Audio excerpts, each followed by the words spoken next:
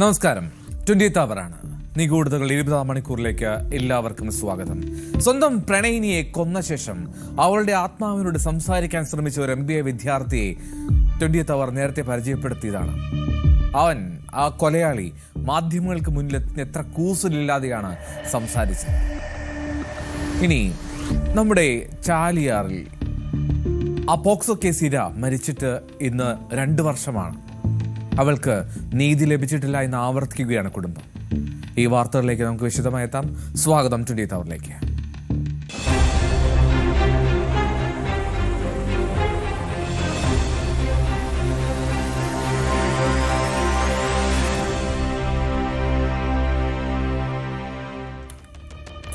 പ്രണയിനിയെ കൊന്ന ശേഷം ബലാത്സംഗം, ആത്മാവിനോട് സംസാരിക്കാനും ശ്രമം, പിന്നീട് മാധ്യമങ്ങൾക്ക് മുന്നിൽ കൂസലില്ലാതെ കൊലയാളിയുടെ പ്രതികരണം.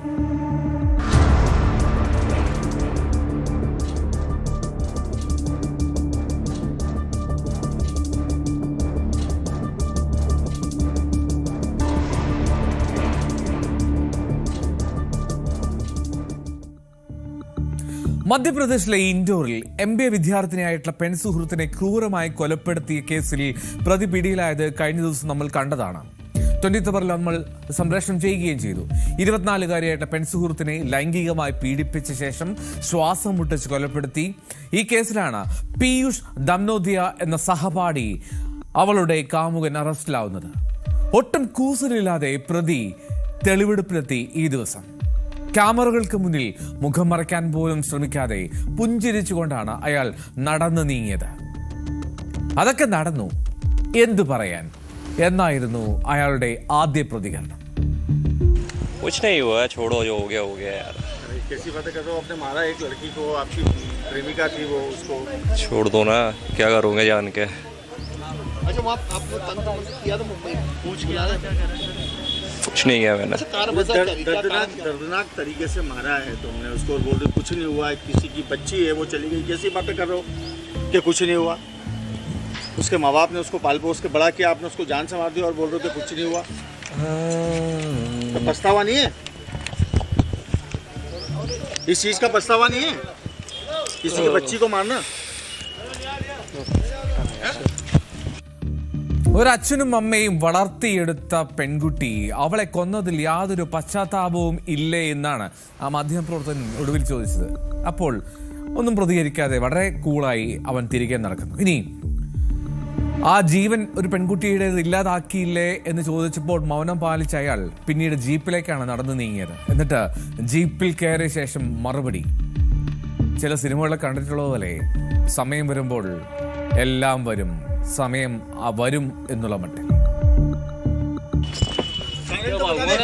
अच्छे को सबको कारण बताऊंगा अच्छे से. चल शांति रख ले भाई, चल आराम से बताऊंगा भाई कारण. आएगा टाइम आएगा. ആയക ടൈം ആയക, സമയം വരും. വളരെ കോൺഫിഡന്റ് ആയിട്ട് പറയുന്ന ഒരു കൊലയാളി, ഒരു പശ്ചാത്താപവും കൂസലുമില്ലാതെ. എന്താണെങ്കിലും ഈ കൊലപാതകത്തിന് ശേഷം ഇൻഡോറിൽ നിന്ന് കടന്നു കളഞ്ഞ പ്രതിയെ ദിവസങ്ങൾക്ക് ശേഷം മുംബൈയിൽ നിന്നാണ് പോലീസ് പിടികൂടിയത്. ചോദ്യം ചെയ്തതോടുകൂടിയാണ് ഈ കൊടും ക്രൂരതയുടെ കൂടുതൽ വിശദാംശങ്ങൾ പുറത്തേക്ക് വന്നത്. കഴിഞ്ഞ ചൊവ്വാഴ്ച വീട്ടിൽ നിന്നിറങ്ങിയ ആ 24-കാരിയെ കാണാതായതോടുകൂടിയാണ് ഈ സംഭവങ്ങളുടെ തുടക്കമില്ലേ. കളക്ടറേറ്റിലേക്ക് എന്ന് പറഞ്ഞ്, അതായത് ബർത്ത് സർട്ടിഫിക്കറ്റ് തിരുത്താനായിട്ട് എന്ന പേരിലാണ് അവൾ അന്ന് വീട്ടിൽ നിന്നും ഇറങ്ങുന്നത്. അവളുടെ പിതാവ് തന്നെയാണ് അവളെ കളക്ടറേറ്റിൽ കൊണ്ടാക്കുന്നത്. പക്ഷേ പിന്നീട് വിദ്യാർത്ഥിനി സഹോദരിയെ വിളിച്ചു പറഞ്ഞു, ആൺസുഹൃത്തായിട്ടുള്ള പീയൂഷിന്റെ ജന്മദിന പാർട്ടിക്ക് പോവുകയാണ്, വീട്ടിലേക്ക് എത്താൻ രാത്രി 11 മണിയാവുമെന്നൊക്കെ. എന്നാൽ രാത്രിയായപ്പോൾ എന്ത് സംഭവിച്ചു?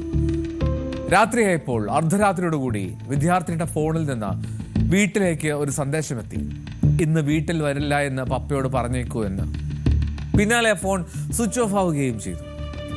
ഇതിനിടയിൽ ഈ പെൺകുട്ടിയുടെ നമ്പറിൽ നിന്ന്, വാട്സപ്പ് നമ്പറിൽ നിന്ന് കോളേജിലെ ഗ്രൂപ്പുകളിലേക്ക് ചില അശ്ലീല വീഡിയോകൾ സെൻഡ് ചെയ്തു. ഈ പീയൂഷിനൊപ്പം തന്നെയുള്ള അശ്ലീല വീഡിയോകളായിരുന്നു പല ഗ്രൂപ്പുകളായിട്ട് പോസ്റ്റ് ചെയ്തത്. പക്ഷേ ഈ വീഡിയോകളെല്ലാം പീയൂഷിന്റെ മുഖം മറച്ച നിലയിലായിരുന്നു. ഇതോടെ ഈ കോളേജ് അധ്യാപകർ തന്നെ ഈ ഗ്രൂപ്പിൽ നിന്ന് ഈ വീഡിയോ ഒക്കെ നീക്കം ചെയ്തു. പെൺകുട്ടിയുടെ വീട്ടിലേക്ക് വിളിച്ചു, കാര്യങ്ങൾ പറഞ്ഞു. തുടർന്ന് പെൺകുട്ടിയുടെ വീട്ടുകാർ അന്വേഷണം ആരംഭിച്ചു. ഈ അധ്യാപകരുടെ ഫോൺ കോളിന് പിന്നാലെയാണ് പിതാവും കുടുംബവും പെൺകുട്ടിക്കായി തെരച്ചിൽ ആരംഭിക്കുന്നത്. ഇതിനിടെ പീയൂഷിന്റെ ഫോണിലേക്കും വിളിച്ചു നോക്കി വീട്ടുകാർ. അപ്പൊ ഇയാളുടെ ഫോണും സ്വിച്ച് ഓഫ് ആയിരുന്നു. ഇതോടെ കുടുംബം പോലീസിനെ സമീപിക്കാൻ തീരുമാനിച്ചു. കുടുംബം അങ്ങനെ പോലീസ് സ്റ്റേഷനിലെത്തി പോലീസിൽ പരാതി നൽകി. കുടുംബത്തിന്റെ റിക്വസ്റ്റിൽ പോലീസ് ഉദ്യോഗസ്ഥർ പീയൂഷിന്റെ വീട്ടിലെത്തി. പക്ഷെ അവിടെ ചെന്നപ്പോൾ ആ വീട് പൂട്ടിയിട്ട നിലയിലായിരുന്നു. 2 ദിവസം കഴിഞ്ഞ് പീയൂഷിന്റെ വാടക വീട്ടിൽ നിന്ന് ദുർഗന്ധം വരാൻ തുടങ്ങി.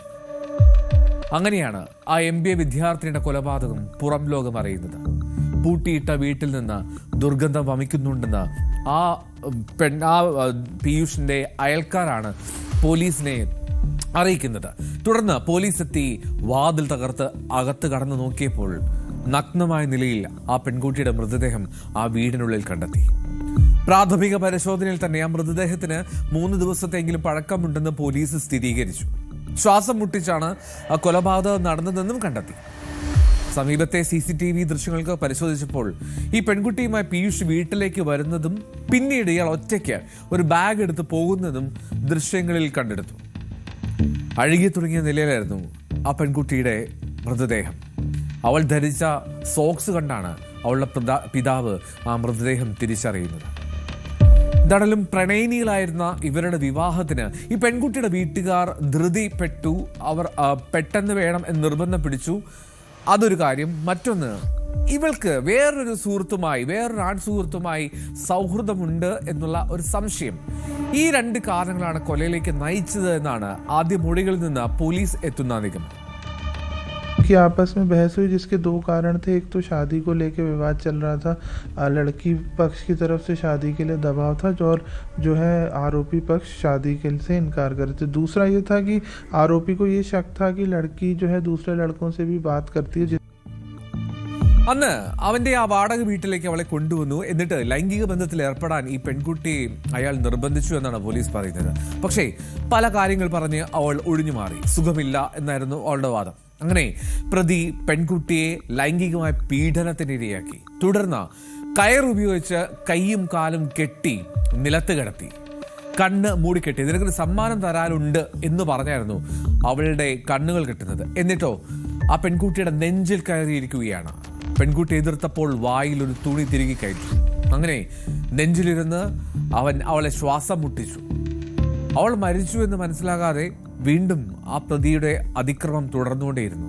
ഇതിനിടയിൽ ഒരു കത്തിയെടുത്ത് അവളുടെ നെഞ്ചിൽ കുത്തുകയും ചെയ്തു.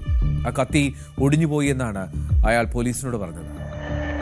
ഇതിനുശേഷം പുറത്തുപോയി ബിയർ വാങ്ങിക്കൊണ്ടുവന്ന് ആ മൃതദേഹത്തിന് അരികിയിരുന്ന് മദ്യപിച്ചു. അത് കഴിഞ്ഞാണ് ഏറ്റവും വലിയ ക്രൂരത. ആ മൃതദേഹത്തെ അയാൾ ലൈംഗികമായി ഉപദ്രവിച്ചു. പിന്നീട് അതിവേഗം ഇയാൾ മുംബൈയിലേക്ക് മുങ്ങി. അവിടെ പൻവേലിലെ ഹോട്ടലുകളിലാണ് താമസിച്ചിരുന്നത്. ഇവിടെ വെച്ച് ഇയാൾ മറ്റൊരു ശ്രമം നടത്തി. ദുർമന്ത്രവാദത്തിന് ഒരു ശ്രമം. അതായത് പെൺകുട്ടിയുടെ ആത്മാവിനെ വിളിച്ചു വരുത്തി സംസാരിക്കണമെന്നുള്ളതായിരുന്നു പ്രതിയുടെ ആഗ്രഹം. ഇതിനായി ഇതൊക്കെ പ്രോത്സാഹിപ്പിക്കുന്ന ചില യൂട്യൂബ് വീഡിയോകൾ ഇയാൾ കണ്ടിരുന്നുവെന്ന് പോലീസ് പറഞ്ഞു. ഈ പെൺസുഹൃത്ത് തന്നോട് അകലം പാലിച്ചുവെന്നും 2 ആഴ്ചയോളം മിണ്ടാതിരുന്നുവെന്നുമാണ് അതൊക്കെയാണ് കൊലപാതകത്തിന് പ്രേരിപ്പിച്ചതെന്നാണ് പീയൂഷ് പോലീസിന് മൊഴി നൽകിയിരിക്കുന്നത്. പക്ഷേ ഈ ഡേറ്റിംഗ് ആപ്പിൽ മറ്റൊരാളുമായി അടുപ്പമുണ്ട് എന്ന് സംശയിച്ചിരുന്നതും ഒരു കാരണമായി. ഇതിനെ ചൊല്ലി തർക്കമുണ്ടായിരുന്നു ഒക്കെ പ്രതി പറഞ്ഞിട്ടുണ്ട്. പക്ഷേ പലപ്പോഴും വൈരുദ്ധ്യങ്ങളാണ് ഇയാൾ പറയുന്ന മൊഴിയിൽ. കൂടുതൽ അന്വേഷണം നടക്കട്ടെ. കൂടുതൽ അന്വേഷണങ്ങളിൽ വിശദാംശങ്ങൾ പുറത്തേക്ക് വരുമെന്നുള്ള പ്രതീക്ഷയിലാണ് പോലീസ്.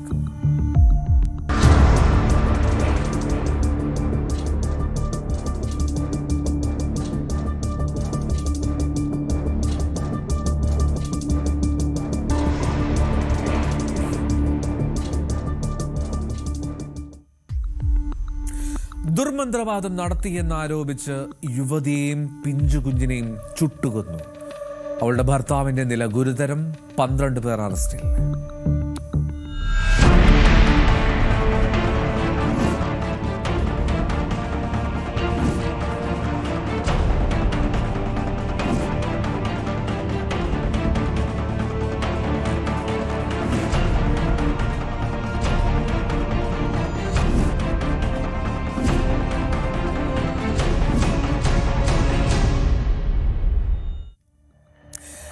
ജാർഖണ്ഡിലെ ചായ്ബാസ എന്ന സ്ഥലത്തെ അവിടെ കുമാർദംഗി, അവിടെയാണ് ഈ ആൾക്കൂട്ട അതിക്രമം നടന്നത്. അവരുടെ ബന്ധു മരിച്ചത് ദുർമന്ത്രവാദം മൂലമാണെന്ന് ആരോപിച്ചാണ് ഈ യുവതിയെയും അവളുടെ കുഞ്ഞിനെയും ജീവനോടെ കത്തിച്ചത്. യുവതിയെയും 1 വയസ്സുള്ള കുഞ്ഞിനെയും പെട്രോൾ ഒഴിച്ച് തീ കൊളുത്തി കൊല്ലുകയായിരുന്നു. പൊള്ളലേറ്റ യുവതിയുടെ ഭർത്താവ് അയാൾ പരിക്കുകളോടുകൂടി ചികിത്സയിലാണ്. കഴിഞ്ഞ ചൊവ്വാഴ്ച യുവതിയുടെ ഭർത്താവിന്റെ ഒരു ബന്ധു മരണം സംഭവിച്ചു. അന്ന് രാത്രി ഏതാണ്ട് 12ഓളം പേർ ചേർന്നാണ് ഇവരുടെ വീട്ടിലേക്ക് എത്തുന്നത്. മരണത്തിന്റെ ഉത്തരവാദിത്വം ഇവരുടെ ദുർമന്ത്രവാദമാണ് എന്നാരോപിച്ച് ബഹളം വെച്ചു. ഇവൾ കുഞ്ഞിനെ കയ്യിലെടുത്ത് നിൽക്കുന്ന സാഹചര്യമായിരുന്നു. ആ സമയം ഇവളുടെ ശരീരത്തിലേക്ക് ആൾക്കൂട്ടം പെട്രോൾ ഒഴിച്ചു എന്നാണ് ആ ഭർത്താവ് പറയുന്നത്. എന്താണെങ്കിലും പെട്രോളോ മണ്ണെണ്ണയോ ഒഴിച്ച് തീ കൊളുത്തുന്ന സാഹചര്യം. ആ അമ്മയും കുഞ്ഞും സംഭവ സ്ഥലത്ത് വെച്ച് തന്നെ മരിച്ചു. ആളിക്കത്തി തീ. അടുത്തുള്ള ആശുപത്രിയിൽ പ്രവേശിപ്പിച്ചിരിക്കുകയാണ് ഭർത്താവ്. അയാളുടെ നില ഗുരുതരമാണ്. ശരീരം ആസകലം പൊള്ളിയ നിലയിലാണ്. उसका जी को तेल डाल दिया, पेट्रोल और माचिस जला दे, और फिर हम बोलते बोलते उसको भी मेरे को भी तेल डाल दे, और तेरा भी डानी है बोलता है। पहले डानी है बोलता है, अच्छा ठीक है डानी है तो ठीक है, अभी 10 बजे रात है, अब भी थोड़ा पिया है, हम भी पिया है बोलते। कल सुबह सुबह हम बात करेंगे बोल दिया। कोई भी नहीं माना। नहीं तो कौन देव आएगा, डानी पाएगा तो ठीक है, डानी पाएगा तो हम सुबह सुबह उसको हम कठिन कर देंगे। हम मेरा परिवार को बोल दिया। और शर्ट पहना था उसको जला दिया, मेरे को भी जला दिया। शायद तो शर्ट तो पूरा ढीला है, उल्टा सीधा ऐसे कर दिया, दोनों हाथ से खुल गया। ഈ പ്രതികളിൽ 12 പേർ അവർ പോലീസ് സ്റ്റേഷനിലെത്തി കാര്യങ്ങൾ പറഞ്ഞ് കീഴടങ്ങി. അപ്പോഴാണ് പോലീസിന് ഈ സംഭവം നടന്നത് അറിയുന്നത് പോലും. ചെറിയ മന്ത്രവാദമൊക്കെ ചെയ്യുന്ന ആളായിരുന്നു ഈ കൊല്ലപ്പെട്ട സ്ത്രീ എന്നാണ് റിപ്പോർട്ടുകൾ. കുറച്ച് ദിവസങ്ങളായി ആ ഗ്രാമത്തിലുണ്ടാകുന്ന എല്ലാ പ്രശ്നങ്ങൾക്കും കാരണം അവളാണ്, ആ സ്ത്രീയാണ് എന്നുള്ള തരത്തിൽ ഒരു പ്രചരണമുണ്ടായി. അവിടെ ഉണ്ടാകുന്ന അസുഖങ്ങൾക്കുൾപ്പെടെ കാരണം മരിച്ച ഈ സ്ത്രീയാണ് എന്നുള്ള ഒരു കഥ തന്നെ പ്രചരിച്ചു. അങ്ങനെ ഒരു പ്രചാരണം നിലനിൽക്കെയാണ് ഈ ബന്ധു മരിക്കുന്നത്. ഈ ബന്ധു മരിച്ച ഉടൻ ബഹളം വെച്ചെത്തിയ അവർ അവളുടെ വീടിനുള്ളിൽ കയറിയാണ് ആക്രമണം നടത്തിയത്. തീ പടർന്നതിനാൽ ആ സ്ത്രീക്കും കുഞ്ഞിനും വീട്ടിൽ നിന്ന് പുറത്തേക്ക് ഇറങ്ങാൻ കഴിഞ്ഞില്ല. എല്ലാ പ്രതികളും കുമാർദുംഗി പോലീസ് സ്റ്റേഷനിലെത്തി കീഴടങ്ങിയെന്നാണ് പോലീസ് പറയുന്നത്. सुबह में सूचना इसकी प्राप्त हुई है। कुमारडुंगी थाना क्षेत्र के कलैया गांव में एक घटना रात की जो बताई जा रही है, जिसमें 2 व्यक्तियों की मृत्यु होने की सूचना है और एक व्यक्ति जख्मी है जिनका इलाज अभी हॉस्पिटल में चल रहा है, जिनको यहाँ पे चाईबासा हॉस्पिटल में रेफ़र किया गया। हम लोग उस पर मॉनिटर कर रहे हैं। जो इसमें संलिप्त अपराधकर्मी है उनको चिन्हित किया गया है। 4 लोगों की अरेस्टिंग इसमें अब तक की गई है और बाकी लोगों के ऊपर हम लोगों का अनुसंधान जारी है। इसमें अनुसंधान सही ढंग से हो, इसके लिए टीम वहाँ पे मौजूद है। हम लोगों के उस क्षेत्र के जो SDPO हैं वो भी घटनास्थल पे उपस्थित हुए थे और वहाँ जाकर के उन्होंने भी छानबीन की है। FSL की टीम वहाँ पे पहुँच रही है और जो संलिप्त व्यक्ति हैं जो इसमें शामिल हैं इस घटना को कारित करने पे, उस पर हम लोगों को अवश्य सज़ा दिलवाएंगे। मैं अपील करना चाहूँगा मीडिया के माध्यम से कि जो समाज में कुप्रथा है उस पे अंकुश लगाने की आवश्यकता है। आज के इस ज़माने में जिन कारणों से इस तरीके की हत्याएं होती हैं, डायन हत्या से संबंधित जो मामले आते हैं, उस पे हम लोगों के द्वारा कई बार अभियान चलाया गया है, जागरूकता अभियान कई गाँव में भी हम लोगों के द्वारा किया गया है। मैं अपील करना चाहूँगा मीडिया के माध्यम से भी यहाँ के आम जन मानस से कि इस तरीके की घटनाओं में शामिल ना हो, अथवा इसमें कानूनन जो प्रावधान है उसके अनुसार कार्रवाई की जाएगी और कठोरतम जो सज़ा है उसमें कठोरतम कार्रवाई करते हुए आपको दिलाई जाएगी। 12 പ്രതികളെയും കസ്റ്റഡിയിലെടുത്ത് അന്വേഷണം ആരംഭിച്ചുവെന്നാണ് പോലീസ് പറയുന്നത്. കൊലപാതക ശ്രമം തുടങ്ങി വിവിധ വകുപ്പുകൾ പ്രകാരം FIR രജിസ്റ്റർ ചെയ്തിട്ടുണ്ട്. എന്നാലും ദുർമന്ത്രവാദത്തിന്റെ പേരിലാണ് ആ യുവതിക്ക് ഒപ്പം ആ പിഞ്ചു കുഞ്ഞിന് 1 വയസ്സ് മാത്രമാണ് പ്രായം. അവൾക്കും ജീവനഷ്ടമായത്. ഭർത്താവ് ഗുരുതരാവസ്ഥയിലാണ്.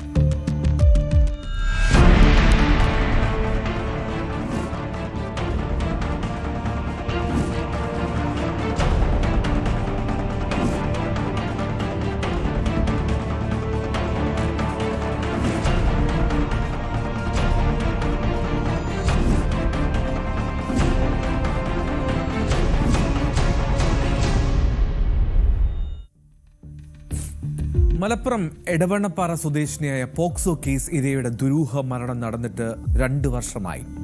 പോലീസിൽ നിന്നും ക്രൈംബ്രാഞ്ചിൽ നിന്നും നീതി ലഭിച്ചിട്ടില്ല എന്ന് ആ കുടുംബം പറയുന്നു. വേണ്ടത് CBI അന്വേഷണം.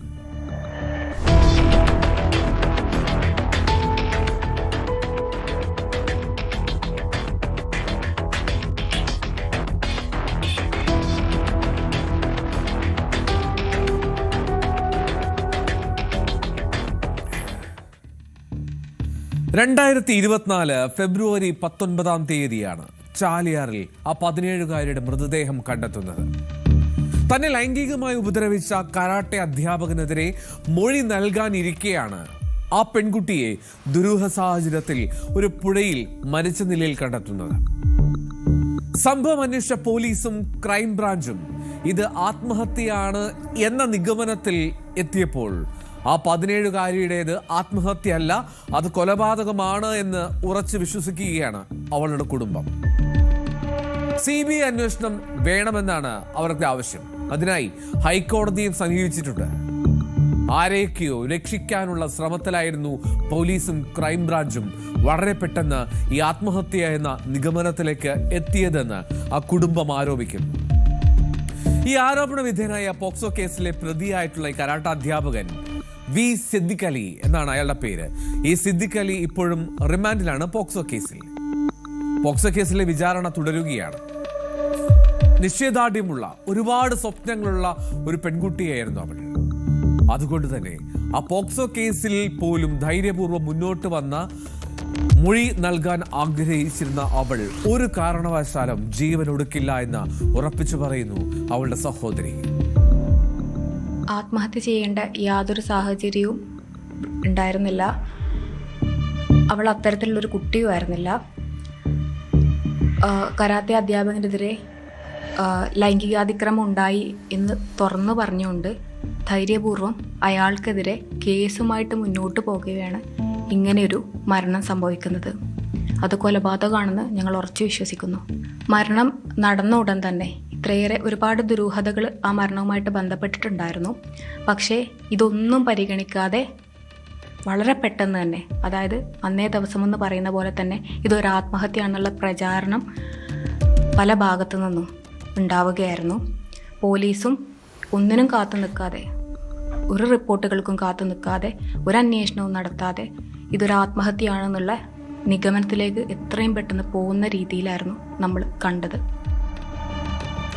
ഏതാണ്ട് വൈകിട്ട് 6:30 ആ പെൺകുട്ടിയെ കാണാതാവുന്നത്.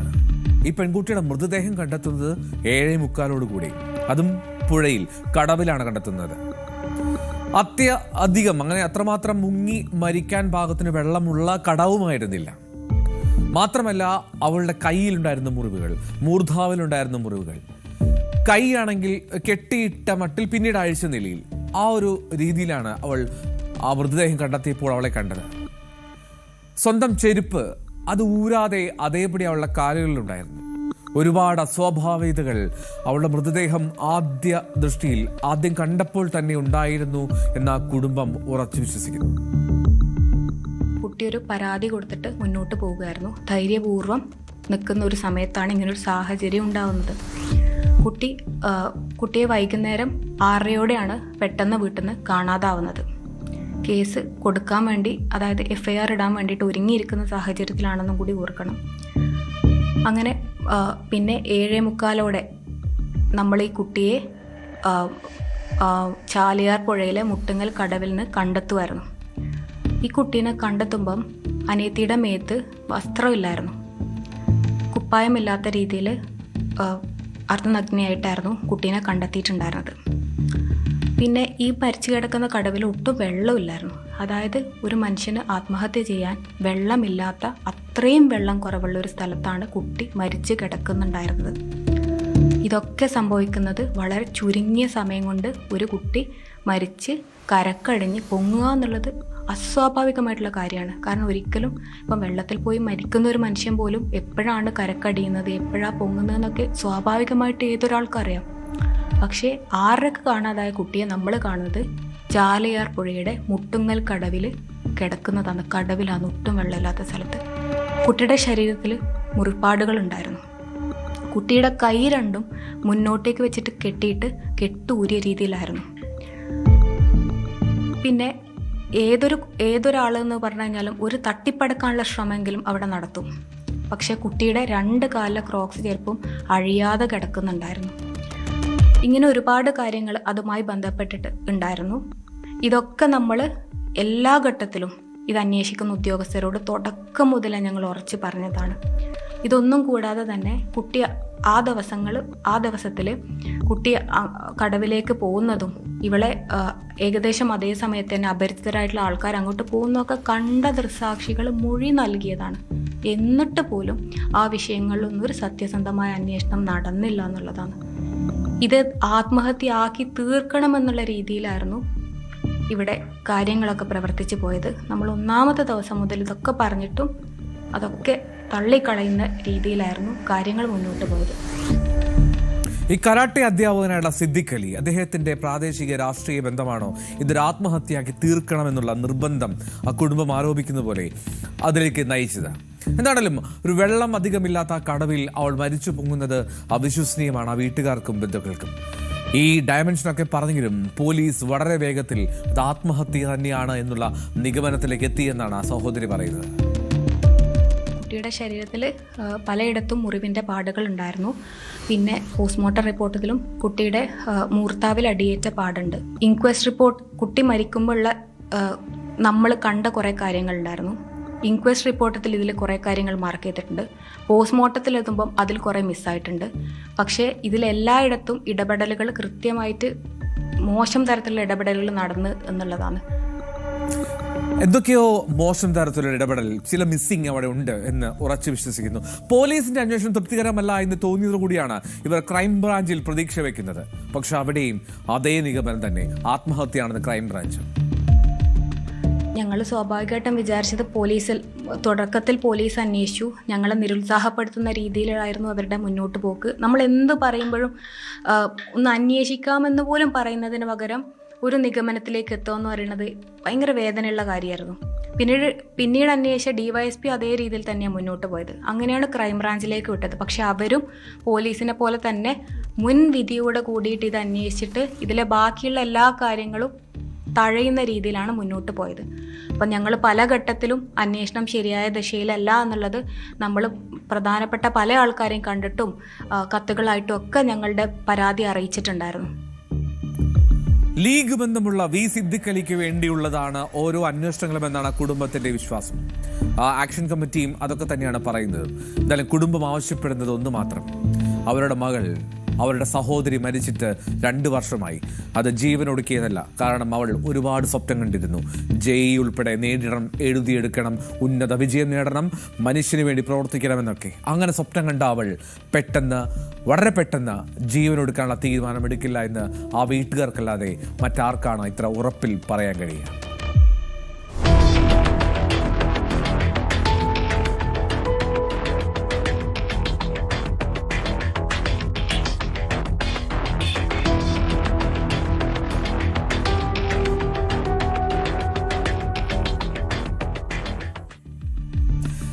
അവരുടെ സമയം ഇവിടെ പൂർണ്ണമാവുകയാണ്. വീണ്ടും നാളെ 20-ാം മണിക്കൂറിൽ. നമസ്കാരം.